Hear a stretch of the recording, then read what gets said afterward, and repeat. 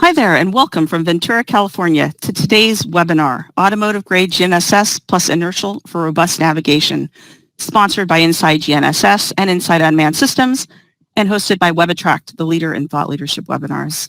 I'm Lori Dearman, Senior Webinar Producer with WebAttract, and I'll be one of your moderators for today's session. And in just a moment, we'll be introducing our panel of thought leaders, as today's webinar is about hearing from these experts as they demonstrate inertial-centric, GNSS-centric, and inertial-only implementations that go where only higher-cost platforms could venture before. You'll also have an opportunity to have your questions answered at midpoint and at the end of the presentation during the Ask the Experts panel session with all three of our panelists. Now, we've invited you, along with over 325 professionals from across 45 countries, representing a variety of industries. And over the next 90 minutes, regardless of your industry segment or your location, we're confident that you'll find today's webinar of value. At this point, I would like to introduce our main moderator for today's webinar, Alan Cameron, Editor-in-Chief of Inside GNSS Magazine and PNT Editor for Inside Unmanned Systems Magazine.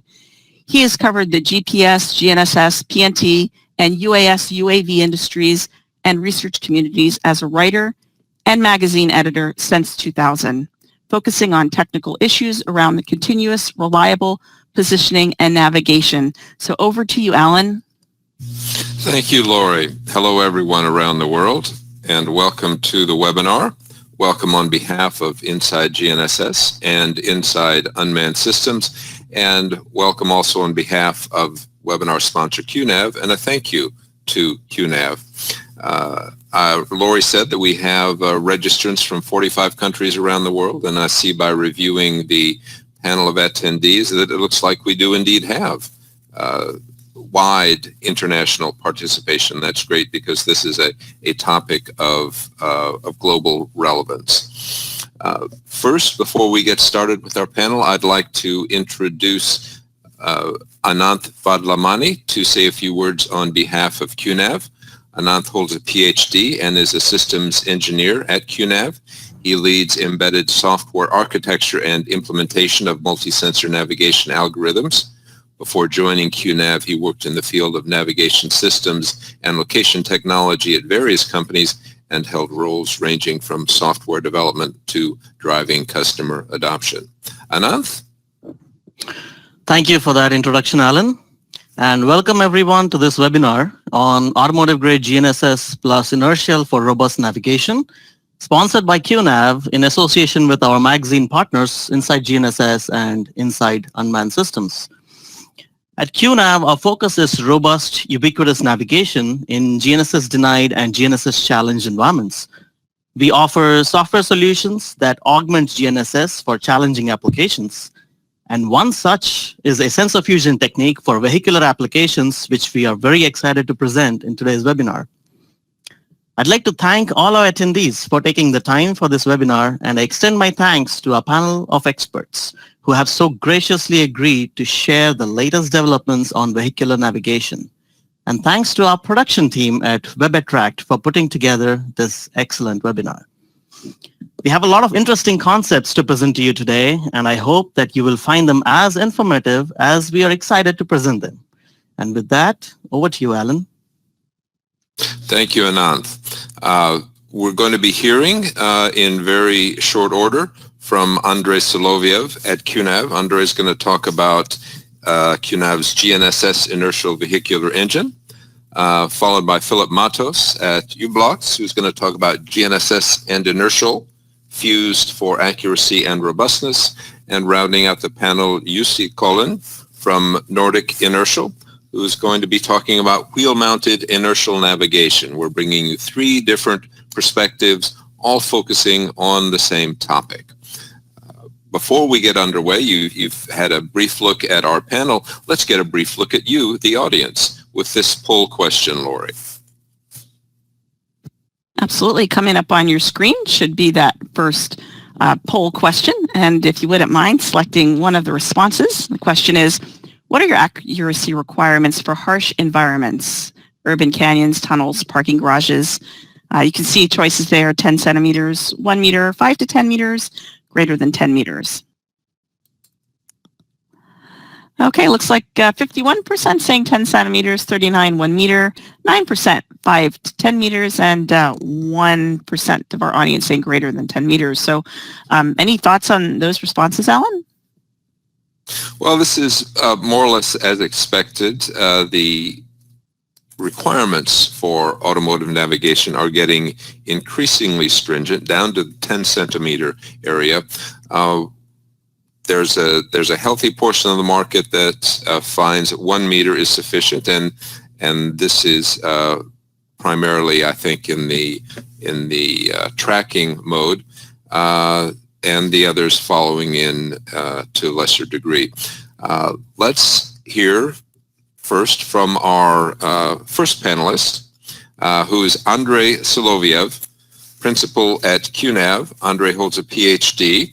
His research and development interests focus on sensor fusion and signal processing implementations for GNSS degraded and GNSS denied applications. He is a recipient of the Institute of Navigation's Early Achievement Award and the RTCA William Jackson Award. Andrey, give us your GIV, that is your GNSS Inertial Vehicular Engine. Well, thank you, Alan, and welcome everyone. So I'm going to be setting up the stage for the technical discussion today, and we'll discuss what can be achieved by integrating GNSS with very low-cost inertial sensors in a standalone form factor solution type of mechanization, where we don't involve other sensors from the car. It's really GNSS inertial only, and what can be achieved with this kind of technology. So over the next few years, the performance of low-quality inertial sensors has been improved quite substantially to the point where such really low-cost and low-grade inertial sensors can be used in a very meaningful way for navigation applications. So we're looking at a standalone unit here without connecting to sensors within the car, and applications, aftermarket applications such as vehicular tracking in GNSS challenged environments. We're really talking about very difficult scenarios here, such as urban canyons, tunnels, and parking garages. And so again, it's a self-contained solution, software-based solution for ease of operation. Integration of consumer-grade GNSS with consumer-grade MEMS. The way we define consumer-grade MEMS inertial sensors, those are inertial sensors within the $2-3 price range. It's a self-contained solution. We do not require connectivity to odometer and wheel speed sensors, maybe potentially other sensors in the car, such as vision. We're not looking at that. We're really trying to see what can be squeezed out of the GPS inertial only for ease of operation and obviously the cost of operation as well. The solution, what I'm discussing, yes, it's been validated and tested for specific sensors, specific set of sensors, but it's sensor agnostic. We're not really relying on a very specific GNSS chipset, and we're not relying on a specific inertial chipset as well. And there are two sets of test results I'll be showing today with different sets of sensors that we used. So it's a tight coupling of carry phase GNSS with inertial measurements. What we also exploiting quite a bit for improved performance is a vehicular motion model. And I'll talk about some details later on on the next slide or two.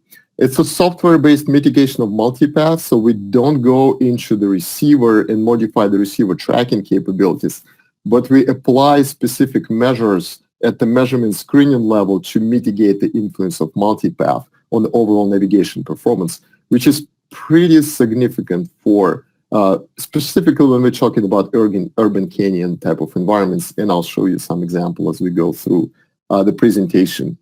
And the goal is reliable and consistent navigation performance with position, velocity, and attitude in a very difficult GNSS type of environment, again, looking at urban canyons, tunnels, and parking garages. So at a high level, what does the navigation mechanization looks like? It's an INS-centric solution where inertial is a core sensor, provides navigation outputs at any environment, any time. But as probably all of you know, especially when we talk about low-grade, consumer-grade type of inertial, it's going to drift pretty quickly if we don't update it. So we use aiding data from GNSS receiver and vehicular motion model where exploits zero velocity updates and was generally referred to as non-holonomic motion constraints. In the kind of like a simple language, what it means is that the car doesn't go to the side, it doesn't go up and down. And the carry phase from GNSS is pretty instrumental to get the precision out of the GNSS inertial fusion. And I'll talk a little bit into details in a few seconds. How do we use in the carry phase? So GNSS and inertial, they do provide aiding data. Well, GNSS and motion model, they do provide aiding data for the inertial, but it's also what's important here is that the inertial provides the measurements for the outlier detection and mitigation on the GNSS side and the vehicular motion side, specifically to detect and mitigate the multipath errors. So how do we use the carrier phase? There's an ambiguity term in the carrier phase, and before we calibrate it and use it for fusion with inertial data, we need to do something about it. Potentially, you can resolve the ambiguity and go into the RTK type of solution, but it's pretty challenging in urban environments to resolve the ambiguity because there's a limited number of satellites, but also I am talking about a standalone type of solution, and you do need correction services, generally speaking, to resolve integer ambiguities.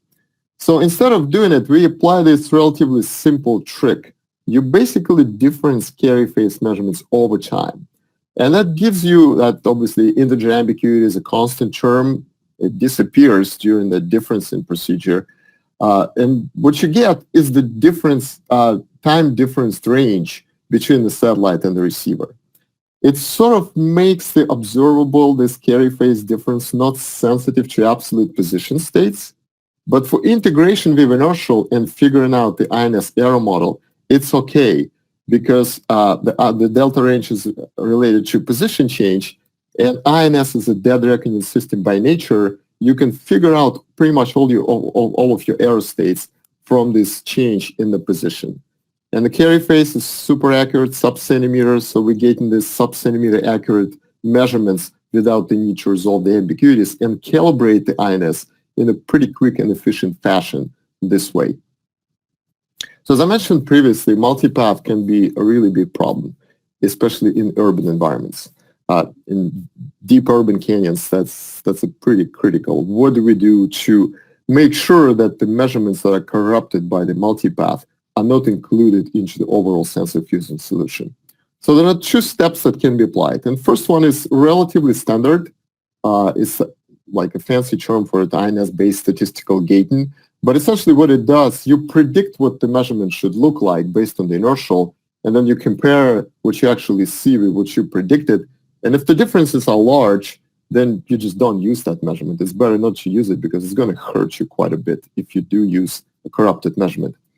However, in challenging environments such as, you go through the tunnel and then you get out into the urban canyon, your inertial is going to drift even if you integrate it with the motion model. And that window of the statistical gating, that uncertainty window that you apply, is getting larger and larger. So there may be still some multipath corrupted measurements that you will accept based on the INS-based prediction measurement type of screening. And if you accept those measurements, they can still hurt you pretty badly.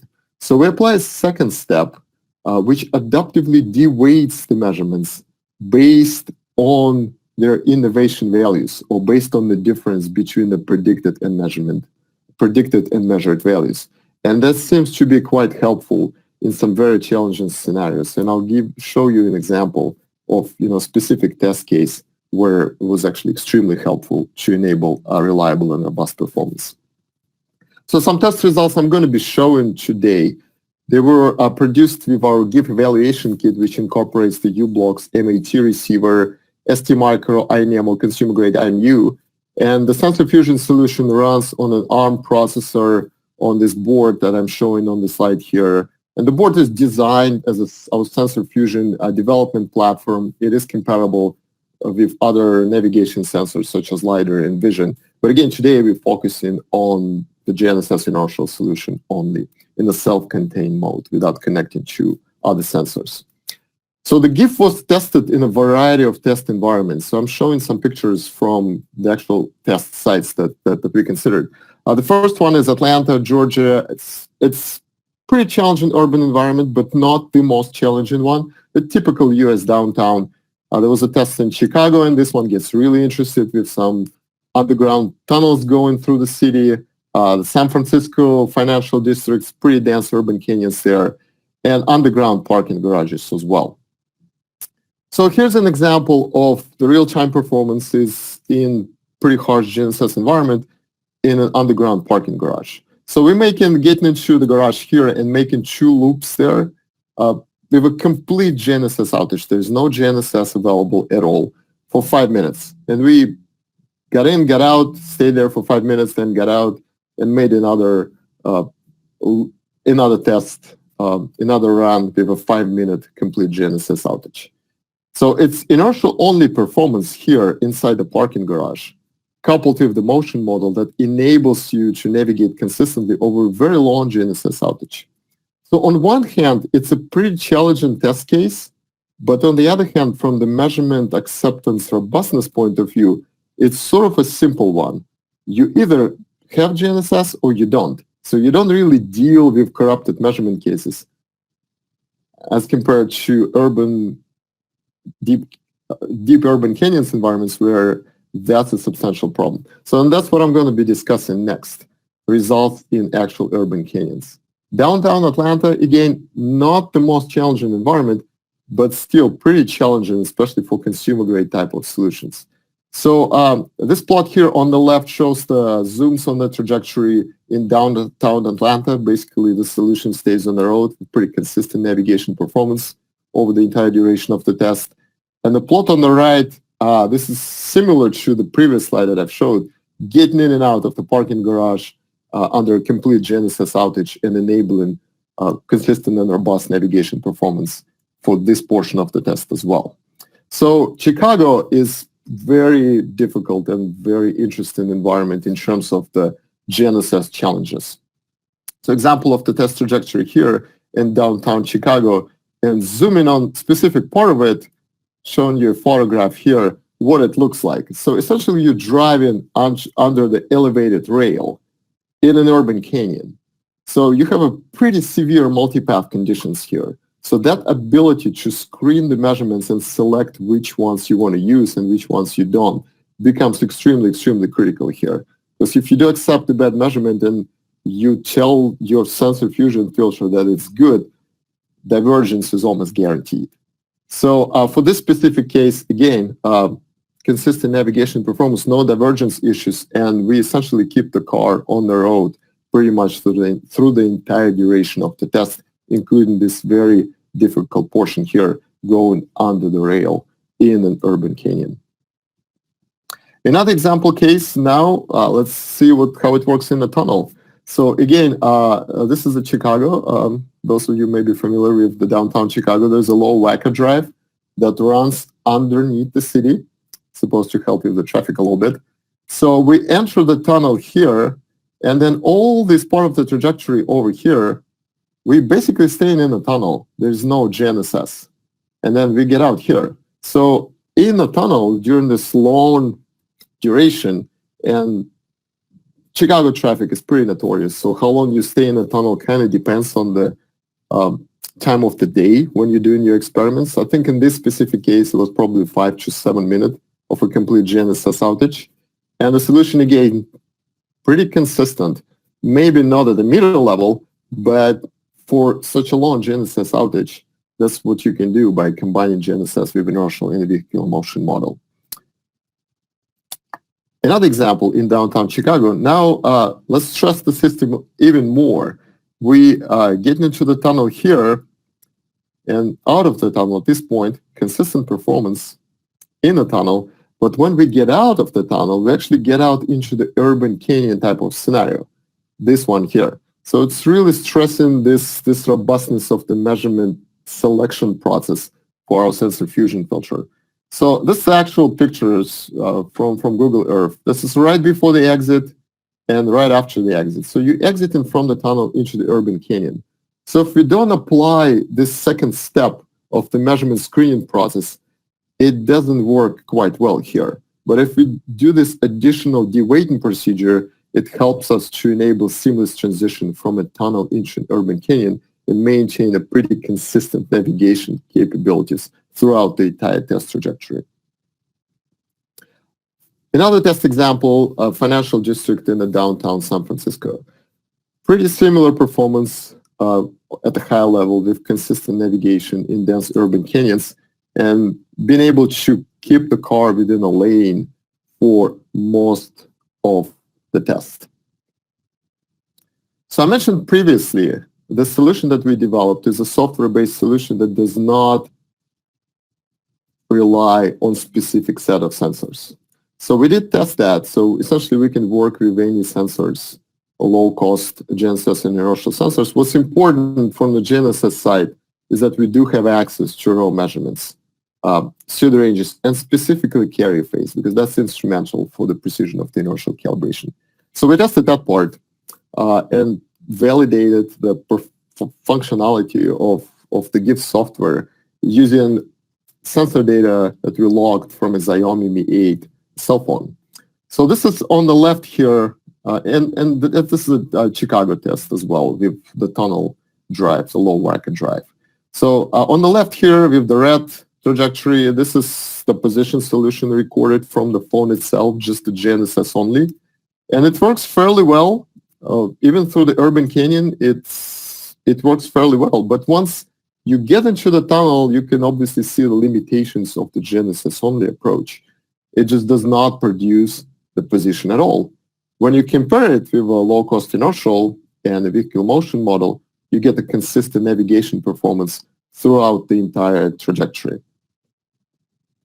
So to conclude, with the current state of the art of low-cost GNSS and inertial sensors, it's possible to enable a software-based solution that provides consistent and reliable navigation performance even in the most challenging automotive scenarios such as urban canyons, tunnels, and parking garages.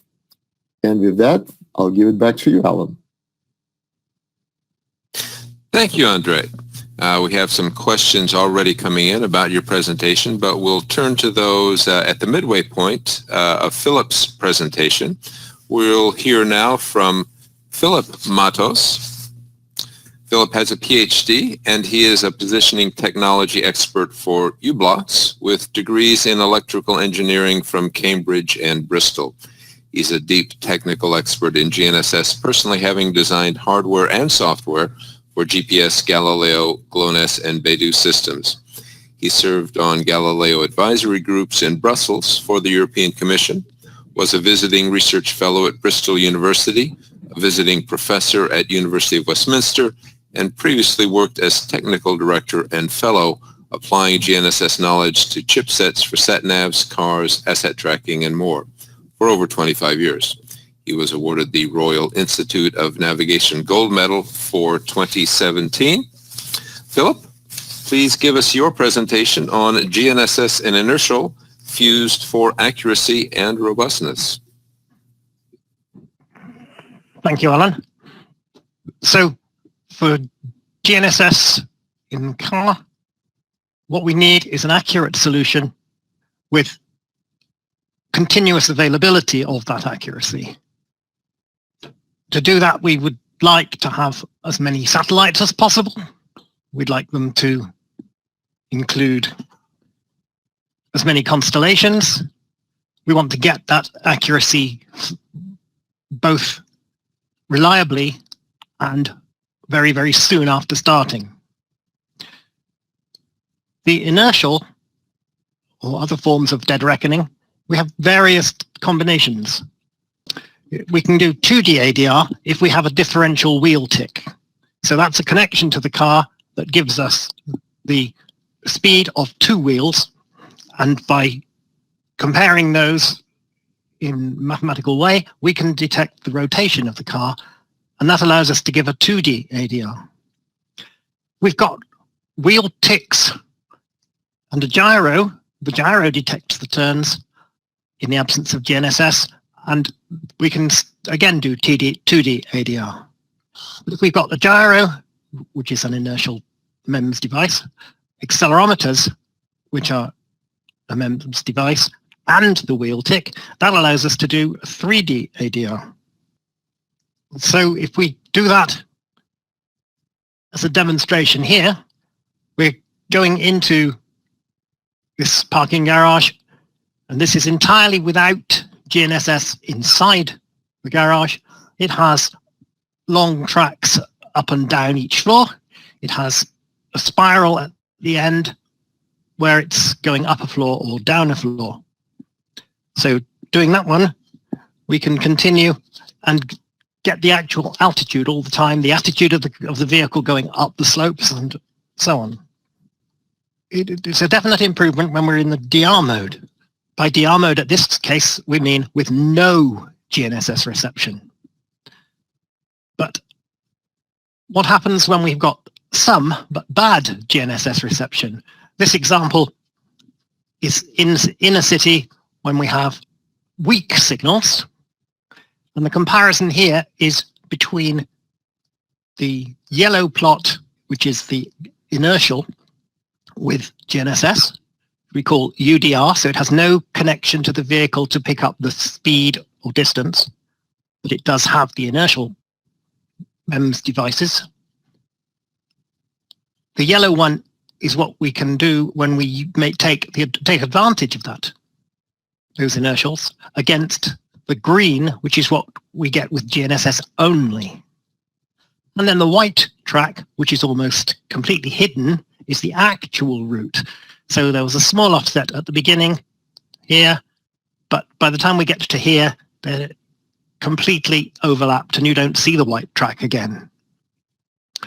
And the benefit of this type of operation is this is not something that you get with your car. It's something that's fitted in the aftermarket, a tracking device, an insurance payment device, or any of those, and it can be placed anywhere in the car. So, for example, by placing it on a parcel shelf under the driver's console, for example, it will generally have very bad signals. They'll be weak, and then they'll be reflected or blocked by the buildings that we've shown you here. So this can be done where the environment, both very locally, i.e. in the car, and in the city, is poor, and we can together get a very good accuracy. So the examples that we have of applications where this might occur are, for example, security. It's a car alarm, pay-as-you-drive insurance, the type of navigation system that is completely aftermarket, so you might stick it to your windscreen with a suction device. We could have road tolling. So when they sold the car, they didn't know that it was going to be used for road tolling. There'd be some sort of tag that did the tolling for you. It could be for onboard diagnostics. It could be for fleet management. And by using the inertial MEMS devices, the manufacturer of the system can get more for his overall device. He can get new markets because he gets much better performance, as we showed you with that yellow and green plot earlier. And effectively, he gets cost and size reduction. You saw the very small device that was being put under the dashboard. Because he has that extra performance already, he doesn't have to have a great big device that has much bigger GNSS functionality and hence cost. But we'll come to that when it's needed later. When we come to slightly more technology, shall we say, for ADAS or for autonomy, we want to have a higher accuracy for lane accuracy. We want to stay within the lane, various levels of cruise control and automatic driving. So on the right here, we have the situation in an urban highway. So although it's an open highway, it's got intersections, bridges, signboards that obstruct the signal or reflect the signal. There are other parts of the system that will be done. For example, here, this one would be done by radar or LiDAR and gives distance. We've got a nice open sky for the GNSS to know exactly where we are. These are the various levels. But finally, if we're going to give control of the car completely over to some computer, totally autonomous purposes, then accuracy is not enough on its own. We also need to have the other benefits, other features of integrity. That is, it can report its confidence in its own accuracy. To an incredibly high degree, it must say, I am accurate to some particular protection level. And if it can't do that because of the very bad signal or similar, it has to say, I'm unavailable, don't use me. And at that point, some other device has to take over. In the current levels of automation, it's the driver that takes over. In future totally autonomous devices, then it's simply a case of what classes of road it'll be allowed to drive on. And then finally, if the actual computer or chips were to fail, there would be a serious problem. So for a completely autonomous device, there's what we call functional safety. They have to be designed all the way through to make sure that if something goes wrong, it knows it's gone wrong and doesn't continue to claim to be operating correctly. Right, so now I'll hand it back to Alan for the questions. Thank you, Philip. We're going to pause. Philip will return in a few minutes to continue his presentation, but we're going to pause to take a few questions and ask a question, as you shall see shortly. But first, Andrey, we have a question for you concerning your presentation. What are the requirements for the initial alignment of give? Does the unit have to be oriented in a certain way relative to the car, and is there a need for turns? All right. Well, thank you, Alan, for that. That's a great question. So basically, the unit does not have to be oriented in a certain specific way in a car, but it has to be fixed. So there are no requirements how it can be oriented in whatever way the customer wants it, but it needs to be fixed. It cannot move around the car during the operation because of this motion constraint model that we apply. So that's number one. You need to make some turns so we can figure out your heading and the orientation of the unit relative to the car, but nothing extraordinary. It's generally just start driving, make a turn, stop and go, and the initial alignment is completed. Thanks, Andrey. And another question for you. What's the typical stability of automotive-grade inertial sensors? Okay, so it's a change in landscape. So I think the sensors keep on improving. The ones we're currently using in our give evaluation kit from STMicro, based on the stability figures that we evaluated, there's a ballpark numbers that probably about 100 degrees per hour in terms of stability. The turn on to turn off biases for the gyros can be significantly larger, a few degrees per second. But those are relatively easy to calibrate when you initially start the car and you know you're stationary. You just use that period of time to maybe even a few seconds is sufficient to figure out your initial biases. And afterwards, stay stable again at about 100-degree ballpark number per hour type of stability. However, I know there are some new products coming from STMicro, for example, that is supposed to be significantly more stable. And we looked at those under, some new developments that we're doing. So they seem to be stable at, at the 10-degree per hour type of figures. And, there's some units coming that are claiming even a degree per hour type of stability for consumer-grade sensors. So I think it's improving more and more, which, you should get better and better performance out of the integration techniques that we're discussing today. Again, Andrey, Philip was talking about connecting to the wheel sensor. One of the audience participants wants to know, is there any particular reason you do not want to connect to the CAN bus to obtain such wheel odometry data or other? Right, it's a good question. It's for ease of operation for aftermarket solutions. And Philip, I think, gave some great examples of the applications, and just you can mount the unit wherever you want, and you don't have to impose the requirement on your customers to connect to the CAN bus. It just becomes cheaper and easier to use. And for tracking applications, it seems to be that you don't have to. But of course, you gain more performance if you connect to the odometer. All right, thank you. We'll return with more questions for all three of our panelists toward the latter part of the webinar. Right now, we have a question for you, the audience. Lori, we'll take your answers for that and then have a bit of discussion and then return to Philip's second half. Yes, poll 2 on the screen. In which problem scenarios are low-cost inertial solutions most useful?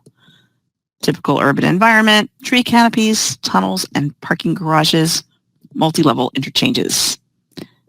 In this case, we're asking you on your honor system to give us your top 2 responses. Coming in with 74% typical urban environment, 24% tree canopies, 60% tunnels and parking garages, and 28 multi-level interchanges. Alan, any thoughts here? Taking into account the fact that everybody could select 2, thus we have a total of well over 100%. Obviously, the typical urban environment and tunnels and parking garages are the leading categories of interest, and these are the ones that pose the most challenges, definitely the most common or frequent challenges to car navigation, and the ones that really need to be solved first in order to proceed further down the road to ADAS systems and eventually autonomy. Even now they need to be well resolved for tracking and map navigation. But it does show that our panel is speaking to the issues that the audience is attracted to. Let's return now to the second half of Philip's presentation, fusing GNSS and inertial. Philip, please go ahead. Thank you, Alan. So here we have the sort of accuracies that we can achieve with the various types, shall we say, of integration. So with single band GNSS and dead reckoning, we're looking in the area between 1 and 2 meters. So with no corrections, we get about 2 meters. And here we're talking about the 50% mark of accuracy. So 50% of fixes will be within 2 meters. And down here, just worse than 1 meter, we've got S for SBAS. So if we have the corrections that are broadcast by the WAS and the EGNOS satellites, then we can do just better than 1 meter. Then we can move up to having multi-band GNSS with dead reckoning, for example, L1 and L2 and L5. Similar set of applications at the bottom here, but we've made a slight improvement. We've come down from around the 2 meter to around the 1.5 meters, and a slight improvement to the SBAS version at the bottom. And then we can go further. We can have multiband with the inertials with SSR-RTK. So these are particularly useful corrections, shall we say. SSR-RTK is a version of RTK where the actual corrections can be broadcast. They're not created specifically for each customer, each client. So they are suitable for widespread use. And again, with the same set of frequencies, we can get right down to what has previously been only available to surveying systems. So this one here is in the centimeter level occasionally, and very often in the 10 centimeter, the decimeter level. To do that, we are using multiple bands, and our F9 processor works in 2 modes. You can have the option A set of frequencies, which was chronologically A and then B later. Chronologically A is better where the satellites are available for the last few years, because there's a slight lack of L5 satellites here. The L5 satellites have a minimum set of GPS satellites, and it's only now the GPS 3 satellites that are becoming available here. By using option A, we can use the E5B satellites, which are Galileo. In this band, we can use L2, we can use the GLONASS in there. So historically, option A would be the best. But looking forward, option B will come and we'll have both available. Traditionally, we've had very, very precise GNSS. We're calling this high precision GNSS. And this is of the surveying type, shall we say, incredibly precise. And at the other end, we have the standard applications, which are in the sort of 3-meter area down here. And what's emerging is a market that needs to be somewhere in between. So we need to be able to offer products for markets that want 10 centimeters, that want 1 meter, to various levels of percentage, but additionally availability percentage. So when we go into a more and more difficult environment, what percentage of the time can we still achieve our 1 meter? Can we still achieve our 10 centimeters? So here's an example of going through a tunnel. Now, a tunnel is again a case where we go at some point from full GNSS to no GNSS. So it's entirely dead reckoning when we come through this tunnel. Green is the truth. So each spot was a fix we were actually here. But in the consumer world, we wouldn't have known that. That's only because this is a test system.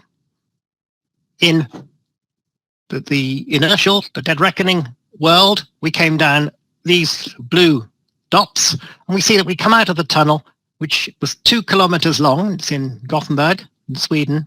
When we come out of the tunnel, this is the accumulated error of the dead reckoning system. Very, very small. And that is around 1% of the distance that we've traveled. And then within 2 seconds, we have spots here plotted every 2 seconds. Within 2 seconds, we're back up to the lane accuracy level that we require. But in fact, by eye, you can see that almost instantly, this first fix with any satellites is reasonably good. And this one's even better. And the final one with the blue solid dot, which says this is a fused solution, we're truly back within spec. If we look across this from left to right, the accuracies with and without correction services, with single band on the left, with multiband but no dead reckoning here, and then multiband with dead reckoning. And then as we move across within each class, we go from no corrections to SBAS corrections, that's WAS and EGNOS, and finally with a correction service equivalent to SSR RTK.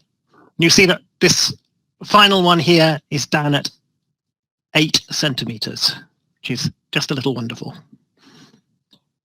We haven't said how bad these urban conditions are, but because it's got the dead reckoning, it doesn't degrade quite as rapidly. So even if the conditions are bad for a short time or a short distance, the actual position doesn't become any significantly away from the truth. So to conclude, we can get reliable positioning even in case of outage, that's the no GNSS signals being transmitted, or if they're blocked, or if there's jamming blocking them from us, or we have them distorted by reflections, etc. The UDR style does not require any connection to the vehicle, so it can be installed in any vehicle. It can be just magnetically attached or things like that for tracking purposes. As we move up the quality spec, shall we say, the amount of control that the computer has of the vehicle, then we start needing applications that use carrier phase, and they have GNSS with SSR RTK. And then beyond that, when it's totally controlling the vehicle, it can't go directly back to the driver and say, your turn now. We need to have integrity, that is, the reported error must be safe, shall we say. So we'll give a protection level and say we guarantee that only once in a blue moon will the error be bigger than the error we're telling you. Remember, it's very easy, as in the green dots of the truth system on the tunnel exit we showed you. It's very easy when you're testing it for development, but you don't actually know the truth when the car is in real use. So the GNSS system, the computer behind it, has to know that from the errors that are inside it. And that's called the protection level. And then finally, we have to have functional safety, which is the guarantee that it's not going to go wrong, that it's been designed in a way that any internal faults will be detected so that they can be handled safely. Thank you very much. Back to you, Alan. Thank you, Philip. We'll have more questions and answers from the full panel after the next presentation. We'll hear now from Jussi Collin. Jussi is the CEO of Nordic Inertial and adjunct professor at Tampere University. He received master's and doctorate of technology degrees from the Tampere University of Technology in Finland, specializing in inertial navigation algorithms. His research interests are in modern machine learning methods and their industrial applications in the field of inertial sensing. Jussi, please give us your presentation on wheel-mounted inertial navigation. Thanks, Alan. Good to be here. So I'm going to talk about the case where we would like to stay at GPS level, but without any aiding. So let's say that for some reason, we don't have odometry or wheel ticks, so we only have inertial. We know that the inertial sensors provide observations everywhere. Wherever there's motion, you can feel it with the accelerometer, and whenever something turns, you can feel it with the angular rate sensor. But the challenge is, of course, as we know, that if we want to have pure inertial navigation, then the things get really large and they cost a lot, and they can use only in ships or airplanes, for example. So what would we do if we want to have a vehicle with, let's say, lower cost solution, but aim still to have, let's say, 1 hour of inertial output? So within 1 hour, we might need to get update.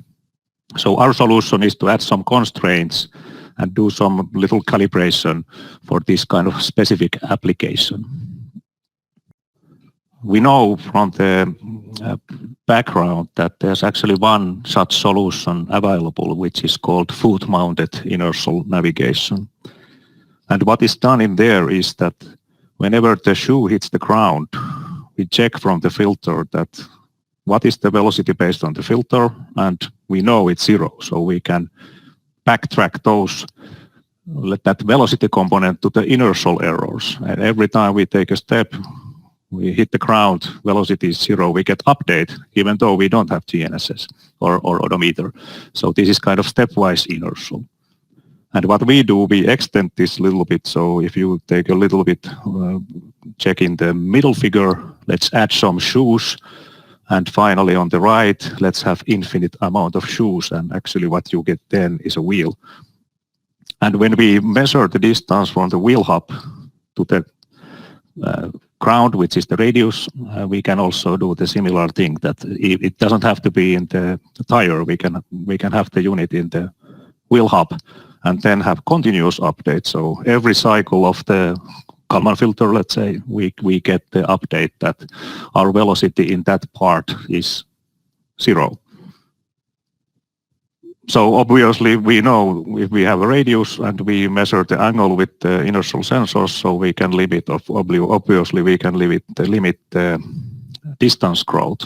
But also what is happening is that when the unit is rotating, we get a effect, what it's called carouseling, which means that when the gyro biases go through this rotating motion and we transform the frame to the vehicle, we will actually get the sinusoid of the wheel of the gyro biases. And as you know, the over a full cycle, the sinusoid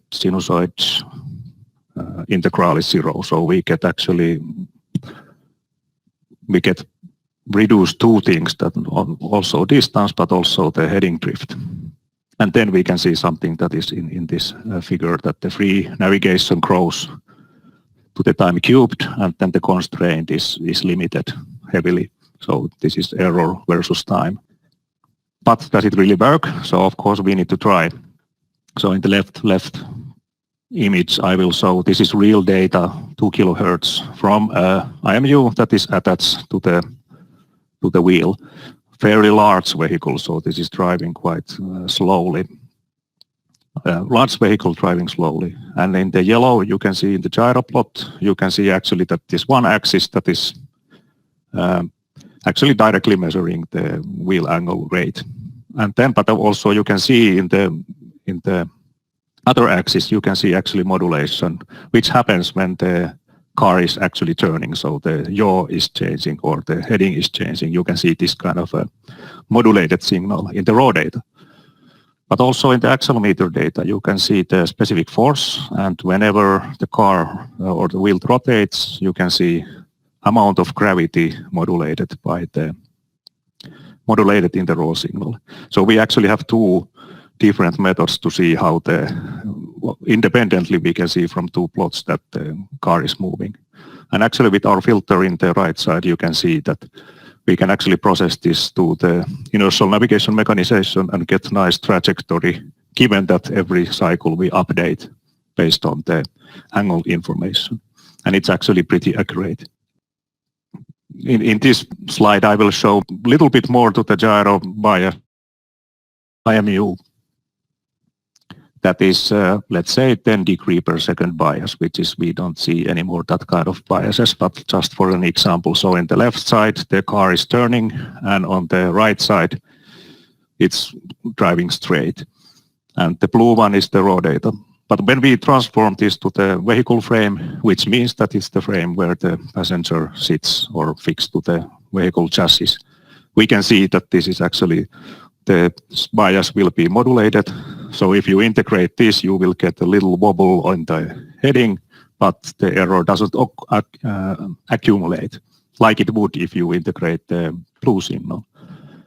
What we really do, we don't do this because it's inertial navigation mechanization is quite complex and nonlinear. So we want to get rid of the bias right away. We want to estimate it and remove it from the equations before they enter the mechanization. But that can actually be done. But so this is just an example what would happen with one gyro rotating around the wheel. And here's one real example. So we go underground. We start everything underground. So we don't see GPS signals at all. We put the unit to the rear wheel of the passenger car and start driving. And on the right side, you can see actually what is given real time via Bluetooth to the tablet. And that is around 20 minutes. And we can actually see which side of the car the wheel was. So we have to remember we don't have we don't fuse with anything. So we don't have lever arm. We output just everything based on that part of the car, which is in this case left wheel.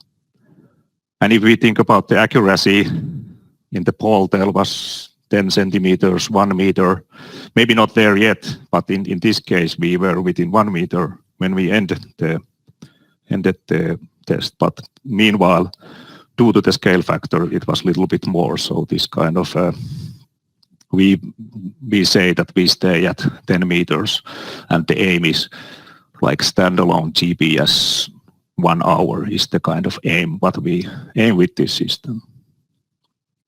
But eventually we need some updates.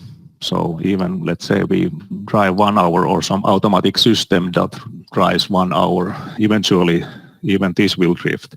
So what we do, we convert this output from the wheel because the systems nowadays don't understand what is coming out of the wheel. So we can convert it to wheel ticks and yaw rate.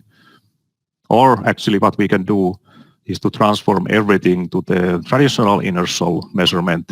Just change the coordinate frame from the wheel to the car And then we have specific force and angular rate that looks like it would be measured in the car, but it actually is taken from the wheel, which means that it's more precise. And it's quite interesting to fuse with the third-party software because it seems to work. So the third-party software takes care of the GPS fusion.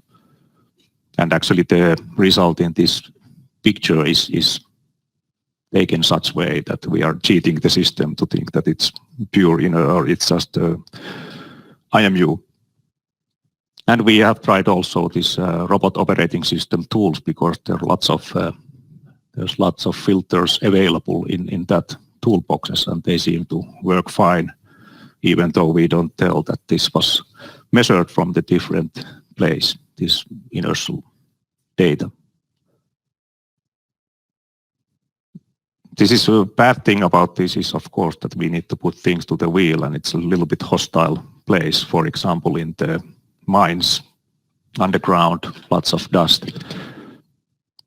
So we have thought lots of kind of covering the units, and so far it seems that this kind of rubber unit tolerates very well the environment. Vibration in the inertial sense, it's not really a big problem. The sensors tolerate it and integrate the vibration out. But all kind of other things, that does it tolerate the rocks and so on, they seem to be a bigger problem. We are also making an extended battery version, which means that it stays alive for, let's say, 40 days. We have to keep the gyros on all the time, so it's not like a pressure sensing unit in the wheel that only wakes up every minute. We have to collect the gyro data all the time, and the gyros have moving elements, so it takes a little bit power. But we also make slip ring versions, so if somebody wants to build a robot from the scratch, he might want to put the wires in and then send the signals and the power through the slip ring. And what we see in the future is we started from the wheel, but we can use the same method for the robot manipulators or excavator arms. We can use similar way to predict where the part of the inertial unit is, predict its motion and give feedback again to the filter. And it seems by initial test that we will be really accurate on this. So we know both how the vehicle is moving, but we also know where it's pointing or where it's picking up something. So this is really, that looks really promising to extend this, what inertial was doing before, now it's extended to the robots and excavators and such.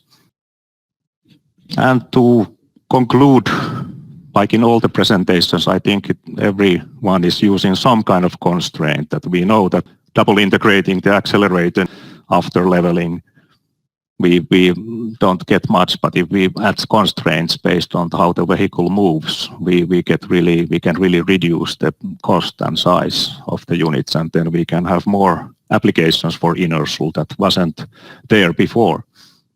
And foot-mounted inertial is a great example, but now it seems that we are continuing to other areas as well, wherever we know something about how the vehicle is moving. And we can get position and heading drift reduced, but for this heading drift, what is needed, that the motion has to change in the pitch and roll, because if the only heading changes, we don't see enough to actually see what is causing the error. So that's something why the wheel is good place, because there's so much pitch dynamics that we can see almost all the errors that are happening in the accelerometers and gyros. So this was my presentation. So back to you, Alan. Thank you, Jussi. We have a couple of questions coming in for you, as well as questions for both Philip and Andrey. But first, another question for the audience. Lori, there's the poll, and audience, there's your question. Please give us your answers. Yes, on the screen you should see the question: in what platforms are low-cost inertial solutions best suited? And again, we're asking you on the honor system to go ahead and give us your top 2 selections among car, machine control, tractors and heavy machinery, drone, UAS, pedestrian, or truck.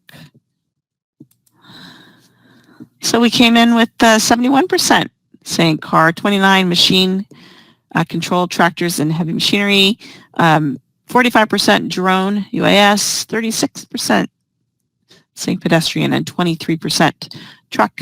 Alan, any thoughts here? Well, the core of the question obviously is the low cost inertial solutions, and the 3/4 of our audience is opting for car, which seems reasonable, and then a little under half for drone UAS. Not sure personally if low cost really suits. I guess it depends on the application. Depends entirely on the application and the environment. Then we see others. Pedestrian, of course. I've seen less about pedestrian navigation over the last couple of years than I saw in terms of research papers being published than I saw prior to that. But it's still a very active field and a very vital one. But appropriately enough, our audience seems to be primarily interested in and finding relevance in the automotive field. We'll return to our panel with some questions. First, I'm going to go back to Jussi and ask what happens if the wheels slip? Yes, that's a good question. So what we do in the filter, we predict, and then if the wheels slip, actually we misunderstand the velocity. We actually can see it that something is wrong, but there's not much we can do with. We can say for the later or follow-up system or the integrating filter that there's something wrong, but we cannot yet really measure the slip. So we don't lose the heading, but we will lose some part during the slip. We lose the distance. And another question for you, Jussi. Could the energy from the for the IMU rather, could the energy for the IMU be harvested from the wheel motion? Yes, we would like to do that. But like I said, we have gyros drawing quite a lot of power, so it would be some kind of mechanical or induction system. Eventually we will get there, but not at the moment. I'm going to turn to Philip now with a question about your presentation, Philip. What is the benefit of inertial if we already have the accuracy of SSR RTK? Thank you, Alan. Well, the accuracy is either in a benign situation, open sky, etc., or it's a percentage of the time, meaning we're in the open sky for some percentage and we've got difficulties some percentage. If we've got the inertial, it allows us to make the average a lot better because it improves the accuracy. But most importantly, it's a matter of time. The most accurate version, the SSR RTK down in the centimeter decimeter level, relies on the fact that we've resolved the number of integer cycles, the ambiguity. Now, to do that takes some degree of time, and it's also a good idea not to lose it afterwards. And in order to do it in a sensible length of time, when we pass under a bridge or anything like that, we want to know almost precisely where we are when we next get the signal. So it's the fact that we are able to give the very accurate position for a much bigger percentage of the time because we recover so quickly. Can I add to this, Alan? Please do. Yeah, obviously, and also the obvious answer is also if you're interested in the orientation, the attitude, the inertial is quite helpful there as well. If you need to not just the position and velocity from GNSS, but also pitch, roll, and yaw for some of the tracking applications, for example, it's important to have those. All right, thanks, Andrey. A question for you now, Andrey, about your tests, the u-blox F8 and M8 tests. Were those tests conducted with GNSS quality antennas or consumer-grade antennas? They were conducted with pretty cheap antennas. So basically patch antennas with magnetic mount mounted on top of the car, but nothing, survey quality, or I'm not sure what GNSS quality means. But, like nothing really extravagant on the antenna side, pretty cheap, low quality antennas. All right. And another question for you, Andrey. How accurate does the motion model have to be, and what are the effects of inaccuracies that exceed expectations in the model? So I'll probably elaborate on it a little bit. So there are two types of motion constraints or motion model that we apply. And one is detecting basically stops and applying zero velocity constraints and recalibrating the gyros as well during those stops. So when you're not moving, you're not moving. And that's very accurate. The trick is when you sort of in a traffic situation and you're moving really slow in the stop and go, if your algorithm thinks you stopped but you actually didn't, that can hurt your solution quite substantially.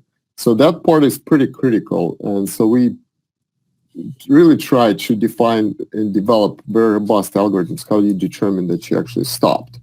Which is also independent of different vehicles, different car models. So that part is quite important. So the zero stops, the zero velocity updates and stops.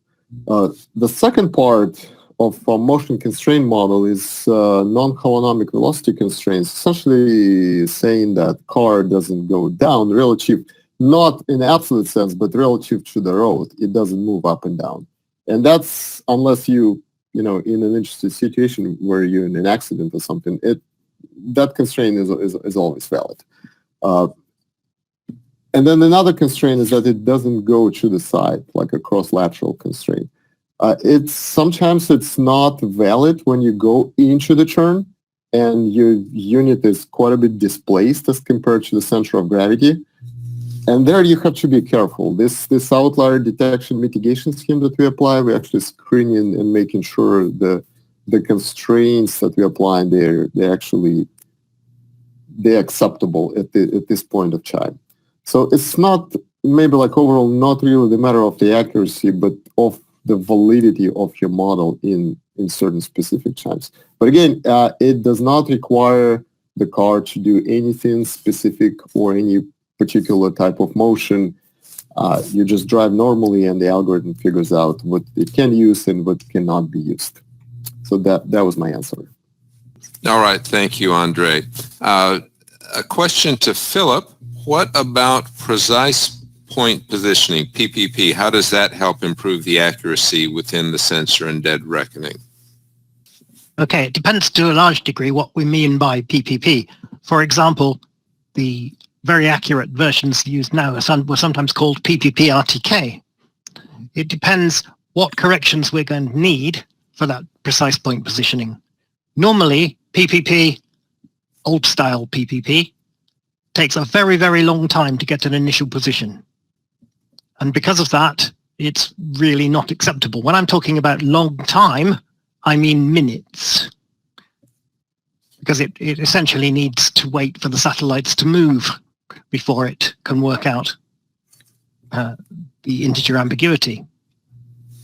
But PPP-RTK, which is a name used, is how one could do that. One can resolve the integer ambiguity, but one has corrections that help you do it. The term SSR, which was the term I used in our F9 RTK accuracies, SSR doesn't mean that it's not PPP-RTK. What it means is that the method by which those corrections are transmitted is independent of the user. So you can transmit the corrections and the user can then work out what the corrections should be for his current location, as opposed to having to tell the server your location and get back the corrections, which is a two-way system. So if you put 1 million users on it, they're going to need 1 million links to the server with traffic. Without having expansion from the questioner, as to what he wants to improve. Certainly it helps time-wise, and the old-fashioned PPP is really not very suitable for moving vehicles. Thank you. Thanks, Philip. You see a question for you now. How is the variating wheel radius managed in the filter of the navigation system? In our own bootstrap filter, there's not much we can do. We accept it and show a little bit longer or shorter distance. But if we fuse the output to the other system like GPS, in typical third-party filter, there is actually some kind of uncertainty put to the tire pressure, for example. So then the GPS updates will fix that. All right, and one more quick question for you, Jussi. Can the wheel-mounted sensor be installed by car manufacturers or equipment manufacturers? Yes, they could. So we have tire pressure sensors already in the cars. Only limiting thing now is the power. So once we get the power there, for sure, it can be in all vehicles. All right. Andrey, question for you. What position and heading accuracy did you get inside the parking garage? All right, so the heading part is probably easier to answer because the heading accuracy didn't really degrade over the 5-10 minute test durations that we've done, and it stayed at the level of 1-2 degrees. It really depends how accurately you can align the heading when the GNSS is available, and then it doesn't drift all that much because the gyros are fairly stable. Position, obviously better when you just get into the parking garage versus when you get out. But at the end of the test where we were experiencing pretty long GNSS outage, it was at the level of 5-10 meter position errors accumulated over the test duration. And another question for you, Andrey. How often did you stop for the zero velocity updates, and how long were the stops? Right. So we didn't do anything on purpose. So really it depends on the traffic situation. So it's different, Atlanta versus downtown San Francisco, you stop a lot and for a longer period of time. So we didn't stop on purpose to improve our system. If you happen to stop, you stop, and the algorithm takes advantage of it. And how long you stop also depends on the traffic around you. The algorithm, if you stop for 2 seconds or 1 to 2 seconds, then basically we'll take advantage of it. If it's less than that, then we probably won't. It's too unreliable at this point to tell the system that we stopped. All right, thank you. Philip, one more question for you about dual bands. What are the benefits of dual band?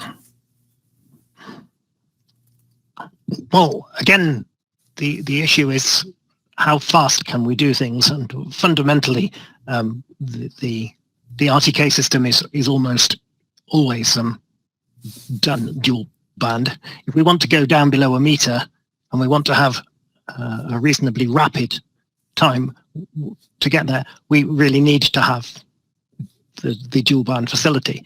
It allows us to resolve the integer ambiguities by looking at both the signals, because their delay through the ionosphere is different because they're on different frequencies, but it's known how different it is.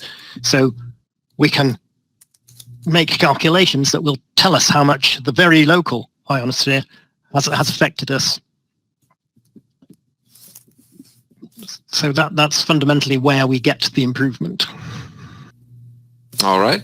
I'm going to pose this question to all the panelists, or to any of the panelists. Any of you care to jump in? I apologize. I wasn't able to preview this to you, but it's a very relevant question. What accuracy, a questioner wants to know, what accuracy do road lanes need to be mapped, and what is the status of accurate road and tunnel mapping. Can any of you answer that question? I don't know the specifications, but actually what we could do is to find potholes and such, because we have the sensor on the wheel. So we are really precise on finding what is happening in the road. So we could answer to that, but for the accuracy requirements, I cannot answer. Okay. I think we're going to wrap up the webinar very shortly. I'm going to ask each of our panelists in turn for a concluding remark. And I want to remind the audience that the full content of the webinar will be made available to you following this, and Lori will tell you exactly how that happens. And we hope that you will review it at your leisure and also share it with co-workers and colleagues who may be interested. Now, just going around the panel, Andrey, some closing remarks from you? Well, I think it was a great discussion overall. Definitely some good and interesting questions from the audience. So hopefully, we presented a variety of techniques for addressing integration with low-cost inertials with GNSS, starting with like really bare bones solution that does not require any connectivity, and then adding bells and whistles to it, and going all the way to extending it to sort of a machine control applications. So hopefully that was useful for the audience, and definitely appreciate your guys' interest and attention today. Thanks. How about you, Philip? A few closing words for the audience. Well, I was extremely impressed by how much compatibility, how the speakers all had very common views along the lines of it's horses for courses. So if you need something that's easy to put in the car, or you need something that's incredibly low cost, you can go one way. If you want the middle zone, where you just want to improve the accuracy of what you would have with GNSS only, or finally, if you want to be down at the decimeter level, you can add complexity as you go. And in all these cases, the inertial helps considerably. So I was very impressed by the way all three types of application sort of merged together.